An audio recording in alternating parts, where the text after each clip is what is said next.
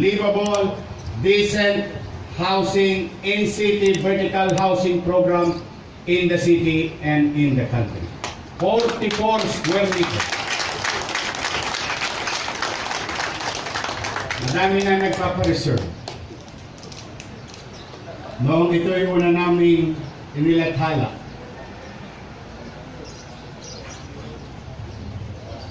mas malaki pa sa deka to. 26 na yata doon. 30. Bakit ito ganoon kalaki?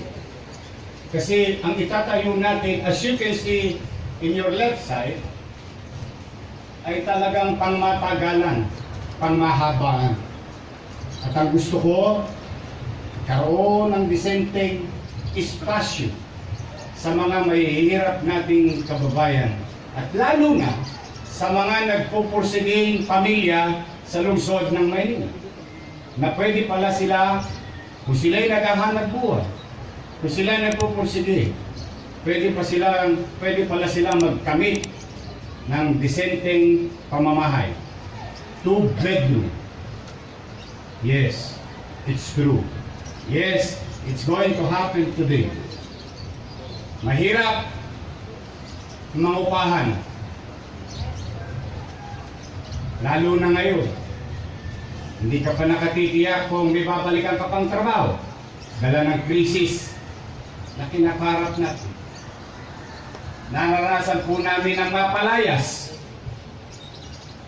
sa upahan dahil wala nang pambayad ang tatay at nanay. Naranasan ko nang ma-squat dahil squatter kami sa Parol at Tondo nang wala pang ICTSI or MIT. Kami ang mga naunang pamilya na nakatira sa Parola compound. Not Barangay 20, not Barangay 275, but compound. Isang compound lang ng dekada 70 and early 80s. Ilang beses na kaming napalayas, na-squat, at ang pinakahuli ko ay sa kanto ng Tuason at Mabuhay Street. Na ngayon, wala na rin. Dahil highway na siya. Napakahirap maging squatter sa sarili mong bayan. Sa sarili mong syudad. Tingnan ninyo ang mga nasa kaliwa ninyo. Lahat sila nakatira sa rooftop. Isa lang patunay ng kasabihan ng ating mga matatanda. Aso nga, naghahanap ng masisilungan kapag umuulan, tao pa kaya? Then how can we say that we are moving on if we are not going to address it? Today, it's not an easy task. It will never be an easy task addressing housing in highly populated city of Manila. But today is the start of the new era, the new beginning, that in every open space that we can be made available, it will be built with housing in the city of Manila. Palalaganapin natin ito. Bibigyan natin ng kapanatagan ang mga nangungupahan na magkaroon ng posibleng panghabang buhay nilang panirahan. Ang mga wala namang bahay ay unti-unti nating aakapin. Bibigyan natin ng tuldok unti-unti sa mahabang panahon. Ang pamumuhay sa gitna ng kalsada, sa gitna ng highway, sa gilid ng dagat, sa gilid ng ilog. Magkakaroon ng pag-asa. Tatanawin ng tao ang mga building o gusaling itatayo dito. Sapagkat sa awa ng Diyos, hanggat kaya niya kung bigyan ng lakas ng pangangatawan ang building na itatayo dito ay isa lang sa marami pang building na itatayo sa lungsod ng Maynila.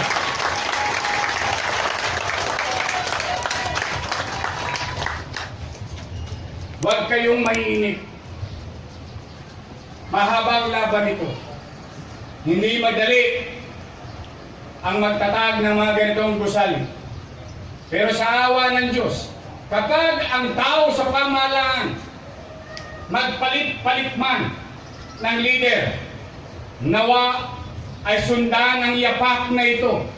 Yapak na ating iiwan sa mga susunod na leader upang maging gabay nila kung paano magbigay ng malinis, maayos at sapat na espasyo sa pamumuhay ng bawat pamilyang Manileño na walang sariling masasabing kanila.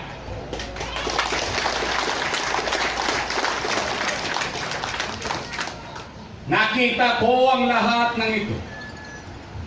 Hindi ko lang siya nakita, dinanas ko pa ang mamuhay ng walang sariling kanya. Matagal na pangarap ng aking ina, ng tatay kong si Butete, sumalangit nawa ang kaluluwa. Na kahit na ano pang gawin niya magtrabaho sa Pier 8, araw-gabi, 24 oras, hindi kami magkakamit ng sarili namin. Dala ng kahirapan ng buhay dahil pag-duty sa pier, chicha na agad ang problema namin.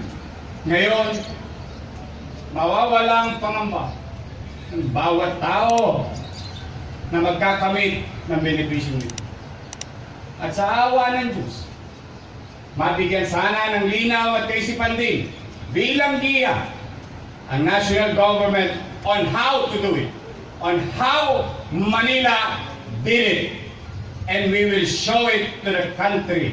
We will show it to everybody what you call decent, livable, in-city vertical housing program.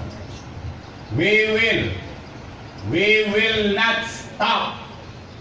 We will continue. True, we're facing challenging times today, and maybe next week, and maybe next month, maybe later, months of the year. But we will not stop moving on. We will face COVID. We will face COVID-19 together. At the same time, it should not hinder us on doing great things for our fellow citizens. Dapat magtuloy-tuloy ang serbisyo ng gobyerno sa kanyang mamamayan. Ito ang patunay. Unang araw, akala ng iba ay kalayaan na from ECQ. Hindi po. May COVID pa rin. Totodasin pa rin tayo ni COVID. Kaya sana habang ipinakikita namin sa inyo na may pag-asa, na tuloy ang gobyerno, sana tuloy din na kayo'y mag-ingat. Palakasin ang inyong pangangatawan. Pag-ingatan ang inyong sarili sa panahon ng GCQ ngayong araw na ito. Kung excited na kayo sa kaluwagan ng sitwasyon, mas excited si COVID-19. Hinihintay niya na kayo. Ngayon naman, kung ayaw ninyo ma-meet si COVID-19, simple lang, wear your mask, wash your hands, and practice physical distancing. That's the only thing that you can do for now as a citizen. Yun lang ang hinihingi ko sa inyo. Huwag nating ikikipit balikan yung bigat na ating kinakaharap na sitwasyon. Sapagkat kapag ginagawa niyo yan, kami ni Vice Mayor Hani, 10 na mga Kusyal Ian Nieva, Kusyal Dionisio, na nandito ngayon, 10 na mga department head, magbubuti po kami.